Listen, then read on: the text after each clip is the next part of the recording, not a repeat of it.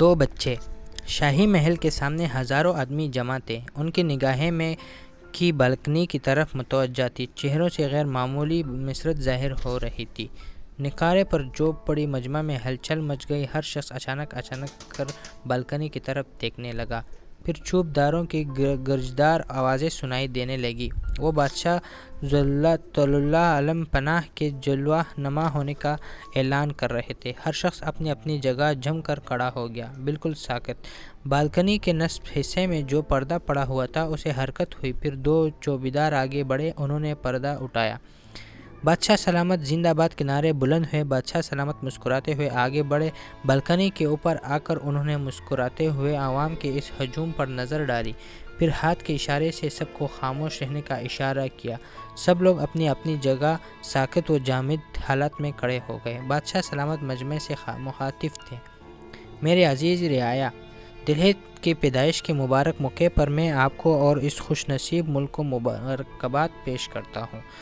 مجھے یقین ہے کہ میرا بچہ میرے عظیم خاندان کا نام روشن کرے گا۔ میرا خاندان ایک عظیم خاندان ہے۔ میرے خاندان نے ماضی میں متعدد ذی قدر اور عالی مرتبہ حکمران پیدا کیے ہیں۔ میرا بچہ ماضی کے عظیم روایات کا علمبردار ہوگا اور اپنے بزرگوں کے نقش قدم پر چل کر خاندان کے صدیوں پرانی روایات کی آبیاری کرے گا۔ اس بچے سے اب اس ملک کا مستقبل وابستہ ہے، اس لیے اے میرے عزیز رعایا، جاؤ اور مسرت برے گیت گاؤ۔ بادشاہ سلامت واپس چلے گئے اور عوام خوشی کے نعرے بلند کرتے اور مسرت برے گیت گاتے ہوئے واپس ہوئے۔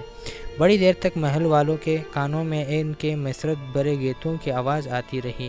وہ اس نئے آمر کا استقبال کر رہے تھے جو آگے چل کر ان کے گردن پر رکھے ہوئے جوڑے کی نگرانی کرے گا، جو اس کے بوجھ کو اور زیادہ کر دے گا، کیونکہ وہ شاندار ماضی کی شاندار روایت کا علمبردار ہوگا۔ وہ کمزور پر زیادہ سختی کرے گا، ان کی کمزوری سے ناجائز فائدہ اٹھائے گا، ان کی روح کو چل کر رکھ دے گا۔ اپنے اس شاندار ماضی کا استقبال کرنے کے لیے وہ لوگ مسرت برے گیت گا رہے تھے اور نئے حکمران کے صحت کے جام پر جوش نوش کر رہے تھے۔ ٹھیک اسی وقت اس شہر میں ایک اور بچہ عالم وجود میں آیا۔ اس وقت جب کہ لوگ دہلیت کی پیدائش کی خوشی میں گیت گا رہے تھے اور آسمان پر فرشتے ان کی کماکالی کا ماتم کر رہے تھے، ایک پرانے ویران کھنڈر میں ایک بیمار اور نحیف و نزار عورت انتہائی مایوسی کے عالم میں اپنے ننھے منھے بچے کی طرف دیکھ رہی تھی، جس نے اس دنیا میں ابھی چند ہی سانسیں لی تھی۔ یہ عورت سخت بیمار تھی اور کئی دن سے بھوکی تھی۔ دنیا اسے نظر انداز کر چکی تھی، سب اسے بھول گئے تھے۔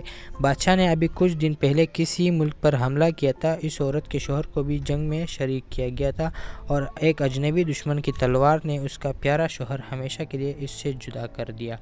اب وہ تنہا تھی، دنیا اسے بھول چکی تھی، اس لیے قدرت نے اسے ایک ننھا منھا سا ساتھی دے دیا تھا تاکہ یہ بچہ اسے روٹی کھلائے، کام کرنے سے بھی چند دن کے لیے روک دے۔ جب ہجوم کے گانے کی آواز آنی بند ہو گئی، بدنصیب عورت نے بچے کو اپنے کمزور بازوؤں پر اٹھا لیا، اس کے چہرے کو دیکھنے لگی، پھر ایک دم رونے لگی جیسے وہ اپنے آنسوؤں سے دھو کر بچے کو پاک صاف کرنا چاہتی ہو۔ پھر بھوک کی وجہ سے مردہ آواز میں وہ بچے سے مخاطب ہوئی۔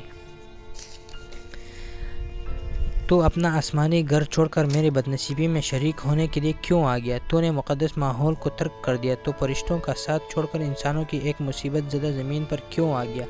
اس زمین پر جہاں تکلیف ہے، مصیبت ہے، درد ہے، ظلم ہے، جہاں کوئی کسی پر رحم نہیں کرتا، جہاں سب لوگ خود غرض اور بے رحم ہیں، میں آنسوؤں کے سوا تجھے کچھ نہیں دے سکتی۔ کیا دودھ کے بجائے آنسوؤں سے تیری پرورش ہو سکے گی؟ میرے پاس تجھے پہنانے کے لیے کپڑے نہیں، کیا میرے ننگے اور سردی سے ٹھٹرتے ہوئے بازو تجھے گرمی سے بچا سکیں گے؟ ننھے جانو دن بھر میدانوں میں چڑھتے ہیں اور رات کو اپنے تھان پر مزے کی نیند سو جاتے ہیں۔ ننھی چڑیاں دن بھر دانے چگتی ہے اور رات کو درختوں کی شاخوں میں اطمینان سے بسیرا لیتی ہے، لیکن میرے لال، میرے جگر کے ٹکڑے، بتا میرے پاس تیرے لیے کیا ہے اس ننگے، سردی سے ٹڑتے ہوئے بیمار اور کمزور جسم کے سوا؟ پھر اچانک اس نے اپنے بچے کو اپنے خشک اور پچکے ہوئے سینے سے چمٹا لیا اور اس طرح بیچنے لگی جیسے کہ وہ اپنے اور اس کے جسم کو بالکل اس طرح ایک کر دینا چاہتی ہو جس طرح وہ آپ سے تھوڑی دیر پہلے تھے۔ پھر اس نے اپنی بخار سے جلتی ہوئی آنکھیں کھولی، آسمان کی طرف دیکھا اور بڑبڑائی، میرے مالک، میرے بدنصیب ملک پر رحم کرو۔ فوراً ہی گہرے سیاہ بادل چاند کے چہرے سے ہٹ گئے، چاند کی کرنیں اسکندر پر بھی پڑنے لگے جہاں دو لاشیں ایک دوسرے سے چمٹی پڑی تھی۔ تو دوستو یہ تھی یہ ویڈیو، اگر آپ کو اچھی لگی ہو تو چینل کو سبسکرائب ضرور کریں، شکریہ۔ اگر آپ ہمارے چینل پر نئے ہیں تو خان مورل سٹوریز چینل کو سبسکرائب کریں، بیل آئیکن کو پریس کریں تاکہ آپ کو انٹرسٹنگ مورل سٹوریز سب سے پہلے دیکھنے کو مل سکے۔